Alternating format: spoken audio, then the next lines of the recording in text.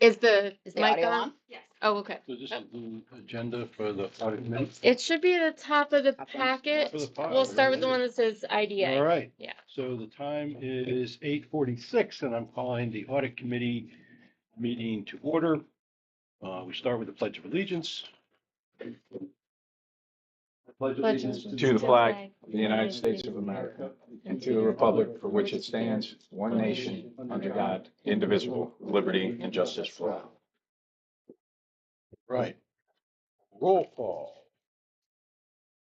Steve Kelly, present. Michael Ham, Present. Rachel Silverman, Present. Joseph Ferraro, Present.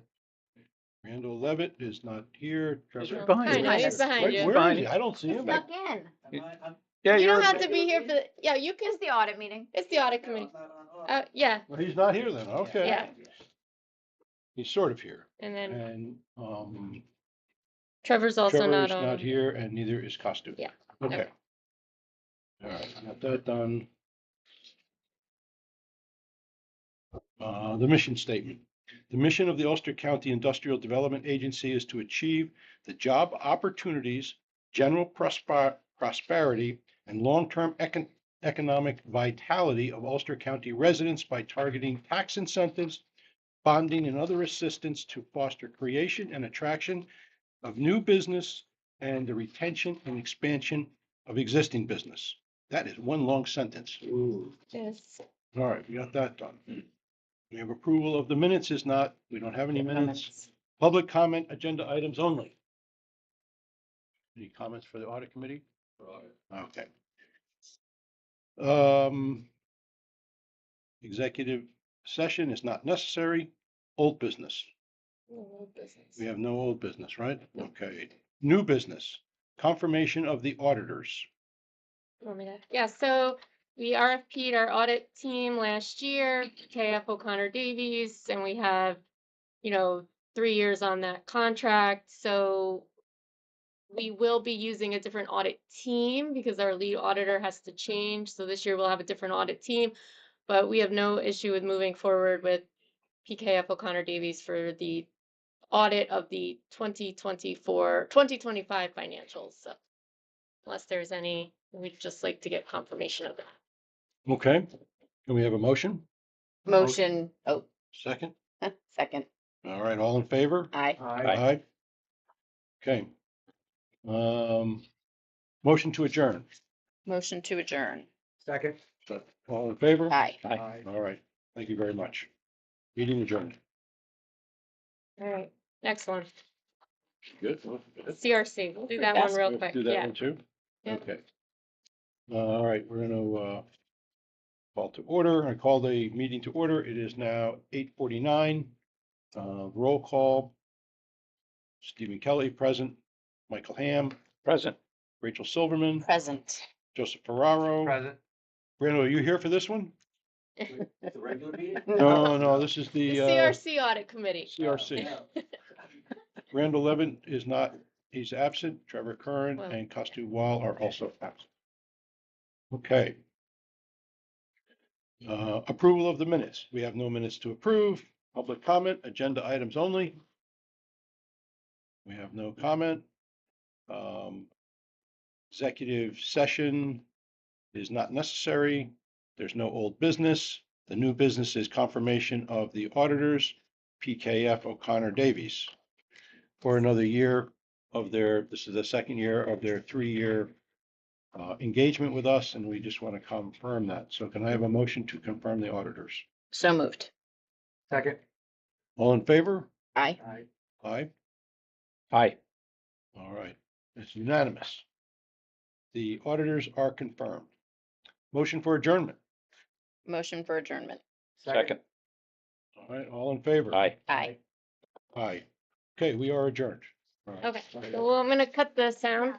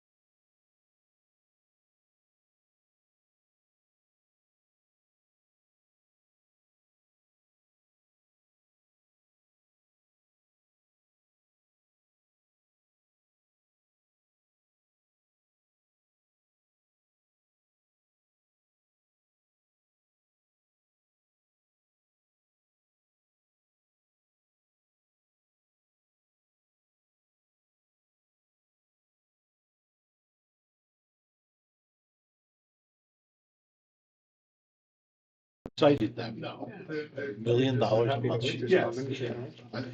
I choose to live here, so. Well, that's what's good. How effective is New York City really? Got deal or reject? All right, we're good. We're You on. good? Yep. Live, we're good. All right. They weren't very happy because they could get it fixed in 15 years. That's how long it would take.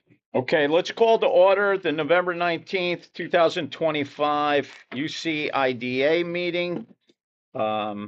It is 9:01. Can I please have you all stand for the Pledge of Allegiance? I pledge allegiance to the flag of the United States of America, and to the republic for which it stands, one nation, under God, indivisible, with liberty and justice for all. Thank you. Roll call. Stephen Kelly. Present. Michael Ham, present. Rachel Silverman. Present. Joseph Ferraro. Present. Randall Everett. Present. Trevor Kerwin. And Kostu Walla is absent with notice. Okay, so the mission statement of the Ulster County Industrial Development Agency is to advance the job opportunities, general prosperity, long-term economic vitality of Ulster County residents by targeting tax incentives, bonding, and other assistance to foster creation and attraction of new businesses and retention and expansion of existing businesses. In front of you, you will have the minutes from the October 29th regular board meeting. I ask that you review them, and then I will accept the motion to accept. Motion. Second. All in favor? Aye. Thank you. Public comment on agenda items only. Sure. Mayor? Tim Rogers from New Paltz.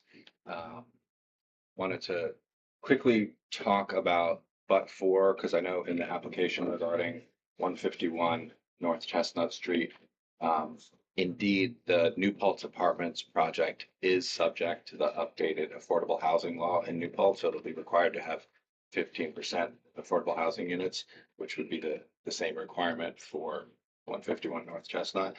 And I also wanted to share with you something that keeps me up at night as far as being an elected official. So we have a 100% volunteer fire department, and we're the busiest fire department in Ulster County. We do more fire only calls than even the city of Kingston, because the city responds to emergency or rescue calls, which our fire department doesn't. So if you're just looking at fire only, we are the busiest fire department in Ulster County, 100% volunteer.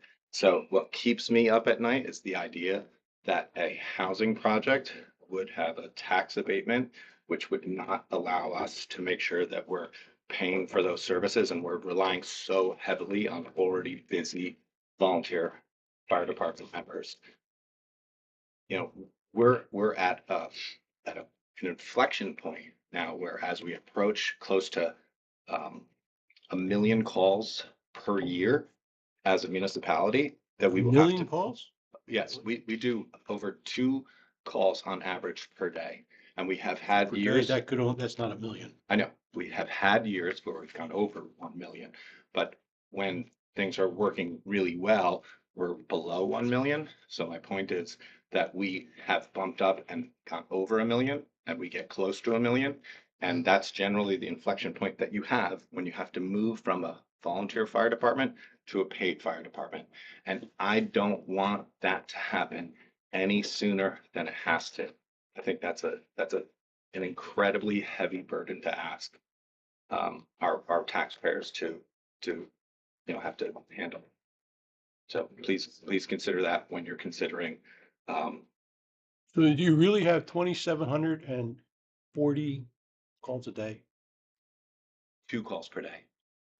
2 calls per day. 2 is like times 700. 365. Yeah. Yeah. So where's the million? Some years we have gone over 1 million. Million separate calls? It's impossible. You Yeah, never it's did 1 million I'm calls. sorry. Forever, there's never been 1 million calls there. I'm sorry. 1,000. There you go.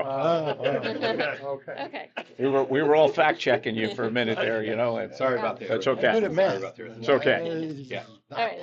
I was about to ask Just you what over you're 2 doing calls here, per and that was day. part of the call. Okay. So, We're, Why is New Paltz such a fire-prone community? it's not a fire-prone community. We're tasked with a ton of responsibilities. We have basically 5 fire areas: village, the town, SUNY New Paltz, mutual aid, and the thruway.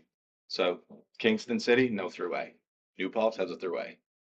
So I got a quick question, and I'm not being facetious here, but so this one project is you're concerned about the fire, okay, about Yeah. adding to the fire. What about the 4 other projects that are currently going on? Absolutely, right. Okay, So how the come there was no pushback on those? So in terms of adding Anything you've done? demand on the Yeah. fire department, Yeah. there always is demand. But I need, you know, resources to pay Okay. for the fire department. No, Right? If there's an I abatement, absolutely I don't have understand that. resources. Yeah. You know, and the sooner that we're in a situation where we're squeezing our fire department, where I'm at, probably the average age of volunteer firefighters right now is like 60 years old. It's totally unsustainable. So I So don't this want, wouldn't have any impact on that. That's it's unsustainable because you don't have younger firefighters. right. Right. So why would we want to be in a situation where we're gonna, we're standing at the edge, and then with a tax abatement, we're gonna push them off the edge prematurely. That's what I'm concerned about.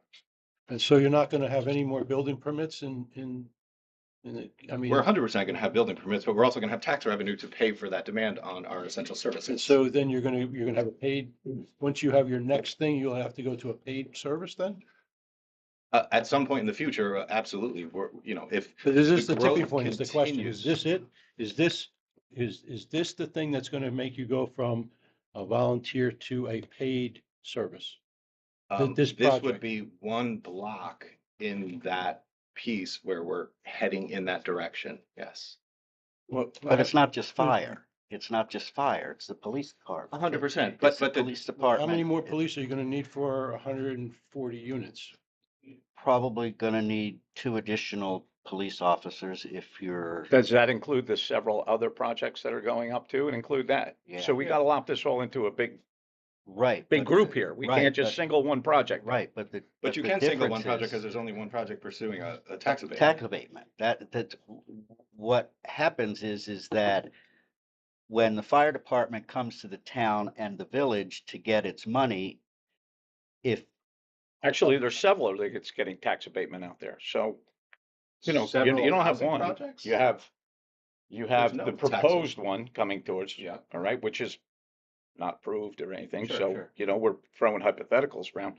Okay, you do have one down on the waterfront. The And hotel. yeah, the Yeah. hotel. And then you have the one that was just approved on Main Street. The one that was just approved on Main Street. Roddy. Roddy. That's on North 85. Chestnut as well. Correct. Right. Yeah, North Chestnut, correct. Right. I'm sorry. property tax abatement. Yeah, they're all receiving projects. So, it's not just, I mean, but in terms of number of units, like that's 14 units. This is over 100. Right. And to Randall's point, Mhm. he's saying it's not just fire. I completely agree with Randall's point. My point is that we're managing a very sensitive situation in that fire is 100% volunteer. Yes, So, right. you can ask volunteer firefighters to do stuff all day long and they'll always say yes, that's their culture. Yeah. But at some point, you can't assume that they're going to continue to be available. Whereas police, they're paid. Ambulance. So it's a different culture. So Ambulance is the New Paltz Rescue Squad is the busiest regional rescue squad, in this area. I think, Kingston and New Paltz are very comparable. Joe, So, yeah, I have a question. So I'm trying to equate a tax abatement or no tax abatement to a solution for the volunteer firemen, and I'm having a little trouble. So if you could explain that, please. So if I have revenue, that I think makes the fire department more comfortable with the fact that there's revenue that supports my community. If the assumption is, well, I'm just going to continue to answer calls and my community is not receiving, tax revenue to support the community, they're going to be like, well, why am I doing this? Why am I waking up in the middle of the night to respond to an emergency call at an apartment complex or a nuisance alarm? that a hypothetical assumption, or are your residents are actually coming forward saying that? My fire department members are 100% saying that they are, good for right now, but at some point, they're not going to be able to continue to respond to calls. I think it's a very dangerous precedent not to say we have revenue to support emergency services, especially volunteer fire. Are you considering going to a paid fire department? That's what I'm saying, is that I don't want, like, I want to push off moving to paid Right. for as long as possible. Well, the village has to have a volunteer fire department, It has to. right? Why No, do you mean it has No. to? no, Why no, would no, it we have could to? move to You paid can- you can move today. to paid? Yeah, if you Yeah, wave a absolutely. magic wand and, Okay. give us money, we'll move to paid. Not you personally, but Yeah, okay. But So the you town think can't that the have- revenue have a from these volunteer. taxes would be enough to pay for I'm still not connected yet. it sends the wrong message by not having tax revenue to pay for your emergency services, I see. right? Like, It's not just volunteer people, it's fire equipment. sure. You're gonna need more, you'll need more fire trucks. How many do we You'll need well aware for, of for Yeah. 100 he's saying. 100 Yeah. units? We're well aware of what he's putting out there. I could ask my volunteer firefighters to do almost anything and they will show up and do it. Just because they're willing to does not mean I should ask them to do things. I should not take them for granted. I should not assume that they're going to continue to show up for free to support a project that's receiving a tax abatement under the guise of, well, this is good economic development. So what about a church? What about a church? Do you collect taxes on the church? We don't. Okay, would you show up to put that fire out? They'll show up to put out any Just fire. curious. They'll show up to, if I wanted to have a bonfire in Semantics. Hasbrook Park because I'm, Some big, I want to have a festival. They'll do anything. Tim, I agree with you 100%. Listen, first of all, paid firemen are paid firemen, right? That's their job. The volunteers, it is. It's tough to get people to volunteer for anything anymore. You know it, I know it, we all know it. You know what I mean? Especially on the fire thing, because the fire, 2 o'clock in the morning, to what you're saying to us, we agree. You're a volunteer, you still got to get up and go to your regular job yet. So we don't, anything you're saying right now, we don't take lightly. We all process this, we get it, So, we appreciate your comments and we appreciate your input and everything. And of course, we respect your inputs all the time. We do, so. That's true. Absolutely. No, I know you do. And I, if there are solutions, I want to And make sure that there you you go. guys are not working unilaterally. Right. That you're asking the taxing authorities to participate in these conversations. No, You're listening to me now. I appreciate that. We're Yeah. asking questions. We're having a dialogue. That is what we want. Yeah. I have just one final question on it. If you, I mean, it sounds like your fire resources are stretched. Do you have a mutual aid with the communities around you? How many times has that been triggered in the last year? Yeah, we receive more mutual aid than we give out because we are so Would busy. expect. Yes. Okay. It's the same thing with New Paltz Rescue. We have historically provided more mutual aid than we receive. We basically receive none. Tim, what's your current volunteer status right now out there? Didn't they just build Fire. they built a brand new firehouse here not too long ago, right? Yeah, 4 years ago, 5 years Yeah, ago. we spent $8 million Mhm. and constructed a new Mhm. 10-bay fire station. We got $5 million hooked up in a. How many volunteers do you have though? I mean, active. Yeah. It's It's tough call. it's Good so you yeah. can go. it's a lean and mean crew. Yeah.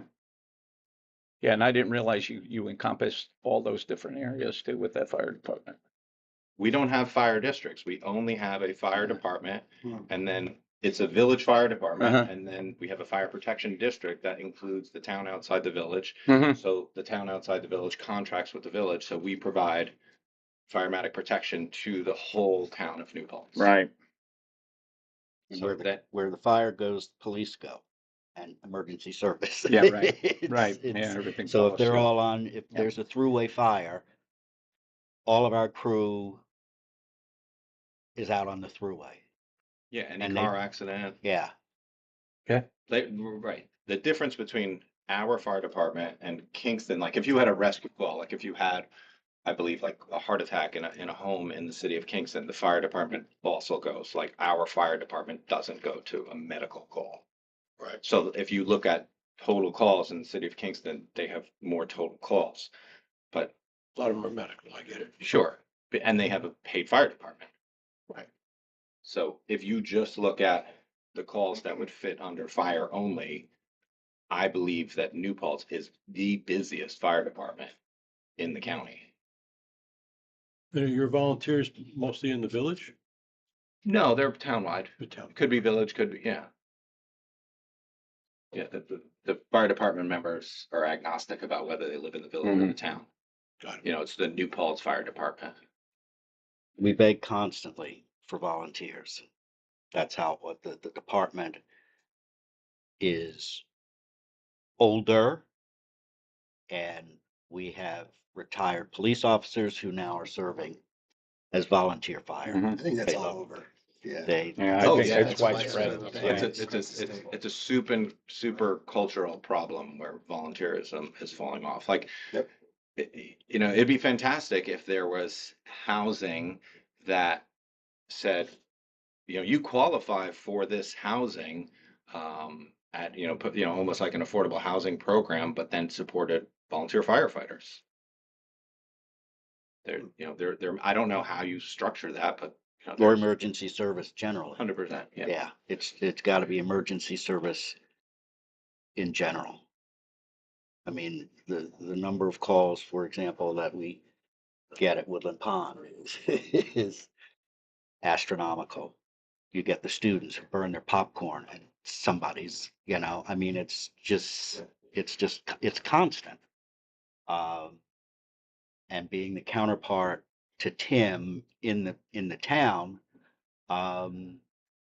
you know, the town,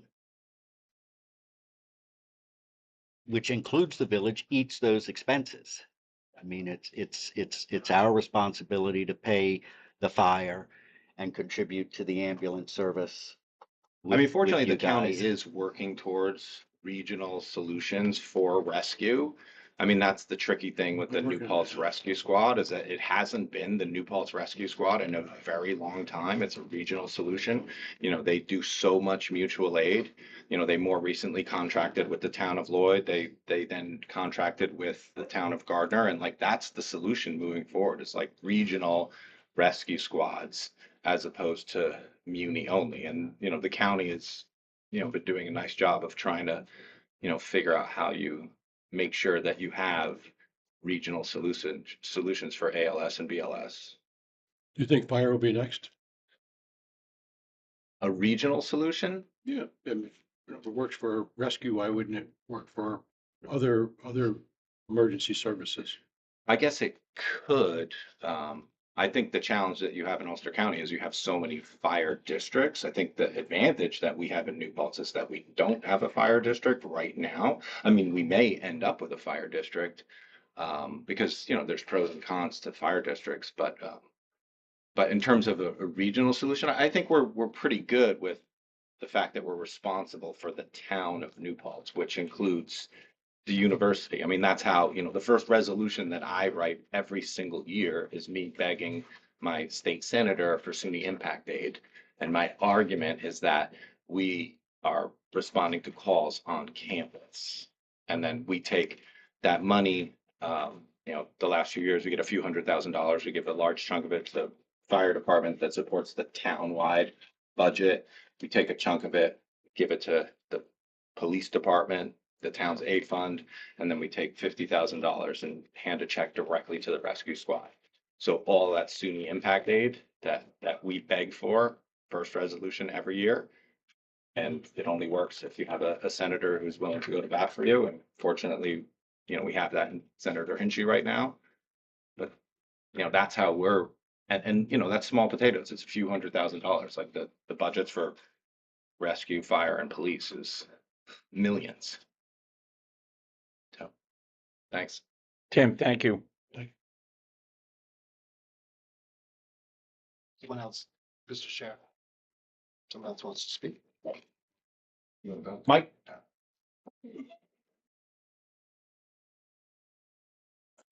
Thank you for all of you for what you guys do here. Some of you may know me, Mike Baden. I am the Director of Planning and Zoning and Code Enforcement for the village, but also a 16-year member of the Ulster County Planning Board, former Town of Rochester supervisor. I've dealt with many of you, on projects. I want to talk more sort of generically. I appreciate the mayor's comment, and I understand that questions you guys are asked are really, really difficult to balance, but in reviewing the cost benefit analysis, I'm seeing approximately $400,000 a year average over 15-year ask.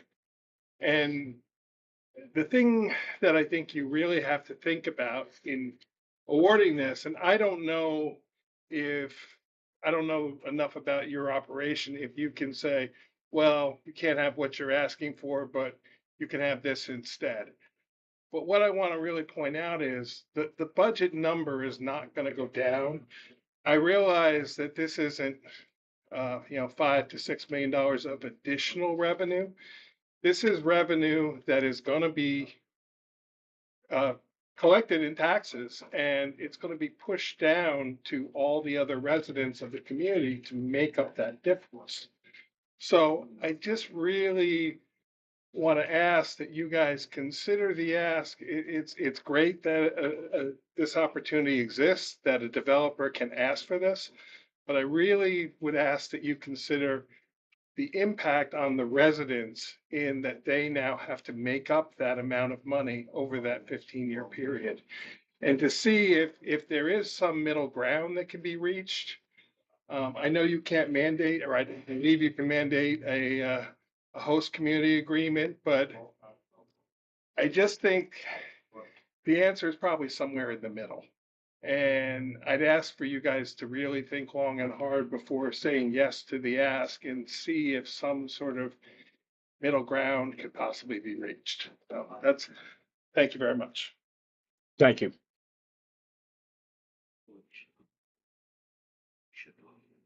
Is there anyone else that would like to comment on agenda items only?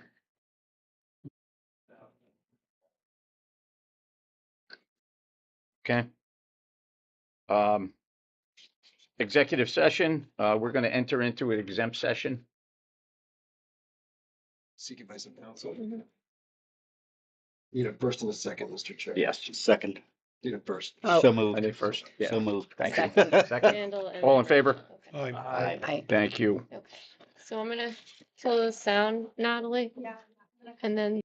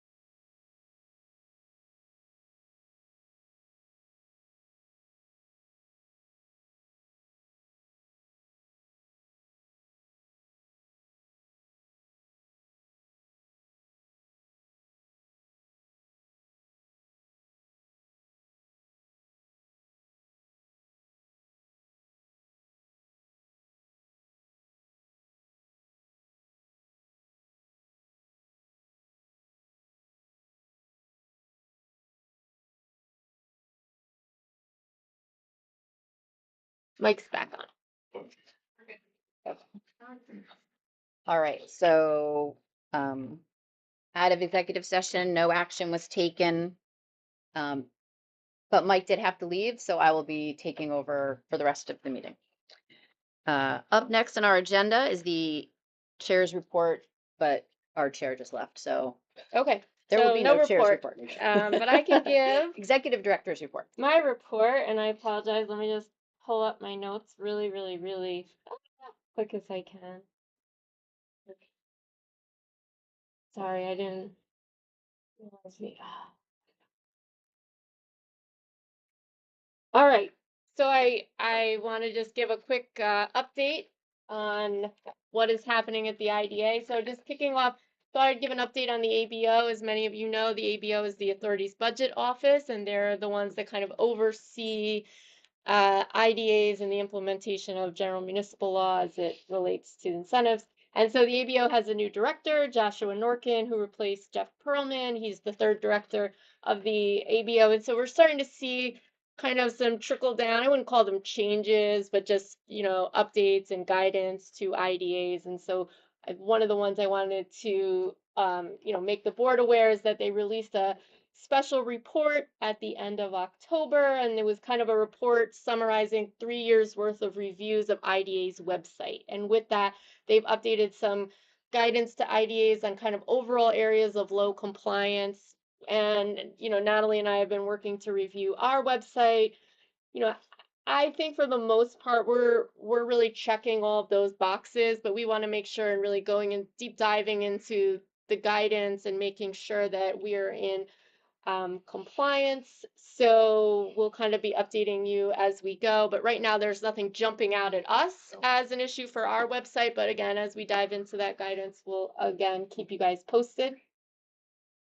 And so from there, that kind of naturally leads into our kickoff of Paris. I can't believe I feel like we just wrapped it up and now we're back at it. So we have our annual letter drafted, ready to go. I'm just holding off on sending it. Well, one, we don't usually send it till the beginning of December anyway. Letter to project applicants. Letter to project applicants. Thank you, Chris. But the other one is I really want to make sure we've gone through that guidance. And so to make sure that what we're collecting from applicants fully checks all of those boxes. But again, at this point, I'm not anticipating any changes. We will be sending out information about the changes that the board did approve in regards to late fees on project reporting, as well as overall administrative fees that had been approved by the board earlier this year. So we'll kind of keep you posted as we go. So that's where we're at with Paris and the ABO. Just some administrative updates. Our wonderful agency administrator, Natalie, will be leaving us. It's a very happy, sad moment for us, but we truly wish her all the best. And she's not going far, so I'm really hoping she'll have lunch with me still. But we'll see. And so we've really been working to make sure that that position doesn't stay vacant for long. And so we're going to be going through, the job description, getting that posted, and we are hoping to have the position filled. It's kind of hard during the holidays, so I'm giving myself to like the beginning of January to get through the interview posting process. So if you know people, please direct them my way. We look forward to having someone new hopefully join our team in the coming weeks, months. And then just, kind of letting you know where we're at on projects. And so we're really working to assist project applicants through that application project in order to bring applicants to the board. And so, we look forward to kind of sharing those with you as those things get buttoned up. And then lastly, again, we do our best to be public facing, and we've attended several community events. It's only been 3 weeks since I seen you all last, but I wanted to just let you know that there have been a few events going on. We have some kind of on the works for December, but if people have things that they're seeing, especially I think this is a time where often other entities are trying to get people to gather, please feel free to send that my way. We're always happy to be there, especially when it's, relating to economic development. I think, being accessible and available to answer questions is always helpful. So please let us know if you see things going on. Oh, I lied, not lastly. Now, lastly, I sent you guys all the Mid-Hudson Regional Economic Development Council put out their report, so lots of good things going on, as well as a summary of the Achieve grant. As you may recall, ESD is allowing all of the regional offices to kind of compete like Hunger Games style in a grant for, I think it's like upwards of $100 million for economic development, and they will be awarding that to 2 or 3 regions. And so the Mid-Hudson region did put in for the Achieve grant and kind of outlined it's really a lot of placemaking and connectivity is, I think, the theme around that. And Walk Hill was one of the areas in Ulster County that they are targeting to be, if we win, a potential recipient of some of those dollars. So we're excited to see what happens with that. And with that, I'd be happy to answer any questions. Okay, keeping it moving then. All right, excellent. Thanks, Hillary. Committee reports, audit. The Loki Grill report starts on page 9. I don't have anything to add to it. We have the New Falls Way Hotel LLC. It continues on to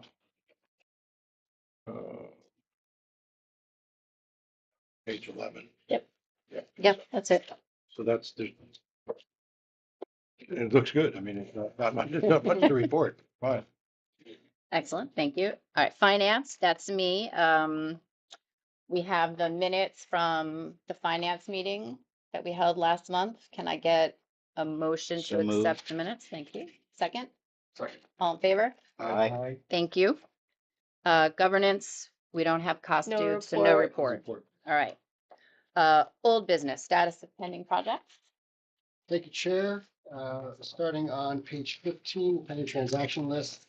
Cresco Labs, there's been no change on that. Hillary, we should maybe think about removing that one from the list entirely. Yeah. Marlboro project, that is currently scheduled for January, February closing. Arizona Hudson Valley, documents have gone out for that one. Last I heard, they wanted to close in December of this year, but could be early next year on that one. Chestnut Square Group, I think that one may slip to January as well. Documents are out for that. 151 North Chestnut Holdings, we'll get to that as an agenda item shortly. The public hearing's been held for that project. And Hudson Valley Seed Library, approvals are all in for that project, and we are putting out papers for that one to close early next year. In terms of the pending enforcement matters, there's no changes on the Kingstonian project. Thank you. Next, last old business item is 151 North Chestnut. We have in the materials, in addition to a letter, the cost benefit analysis that we had sought to have done. I think we're going to give everyone a chance to digest that information and plan to revisit the project in the December meeting. Right? Okay. Public hearing was held on Oh, September 5th. 5th. September 5th. And so with that, the board took some actions, one being, obviously careful consideration of the project, but we also did ask the project the IDA initiated a comprehensive cost benefit analysis done by MRB Group. You'll see that in your packet starting on page 21. And this really gives kind of a robust 360 view of the cost benefit analysis in relation to the incentives requested by the project.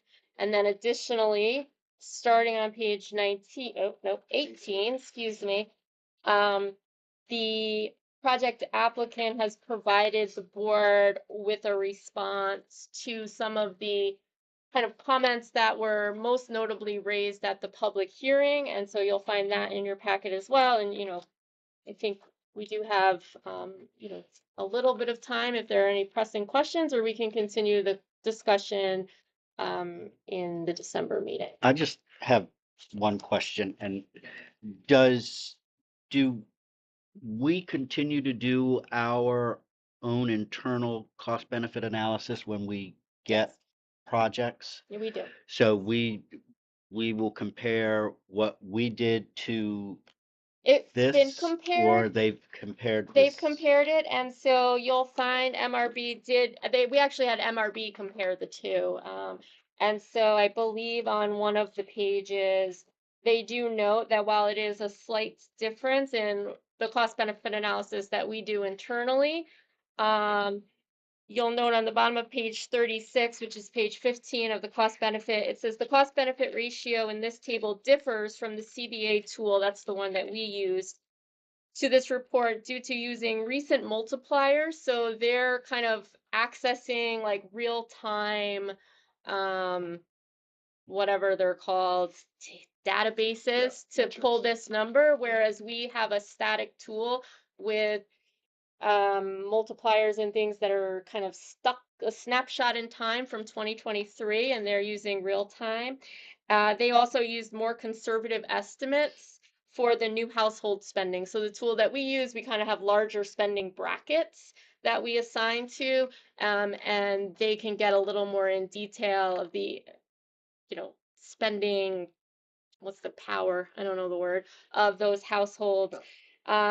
As well as the, then subsequent sales tax revenue that would be generated by that. And so you'll find that. I hope that answers your question. Yep. Okay. Any other questions for the board? All right. Any new business? No new business? All right, motion to adjourn. So moved. Second. All in favor? Aye. Thank you. Anyone need a break or you want to roll into? Roll right into All it. right. All right. Right over with. Let's call to order the UCCRC. It is 10:27 a.m. Roll call. Michael Ham, absent with notice. Rachel Silverman here. Steve Kelly. Present. Joe Ferraro. Here. Trevor Kerwin. Here. Randall Everett. Here. Costume is absent with notice. Approval of the minutes. So moved. All in favor? Aye. Thank you. Any public comment on agenda items for the UCCRC? No. Take that as a no. Executive session, none is necessary. Chair's report, we will skip in Mike's absence. Executive director's report. I will just say, let it reflect. I will add that the Woodland Pod project did close on November 13th, and the IDA did receive the fee of about 330, 330. Around there. Yeah. And that has been wired and received to the CRC's checking account. Excellent. Committee reports, audit. No report. No report. Finance, if I could get a motion to accept So the moved. minutes from the finance committee meeting. All in favor? Aye. Thank you. Governance, no report. Any old business? Any new business? Confirmation of the auditors. Oh, the new business is, Oh, we can just do an update. Yeah, we've confirmed the auditors for 2025. okay, so Sure. yep, the update is we are confirming our auditors for 2025. Motion to adjourn. So moved. Second? All in favor? Aye. Thank you.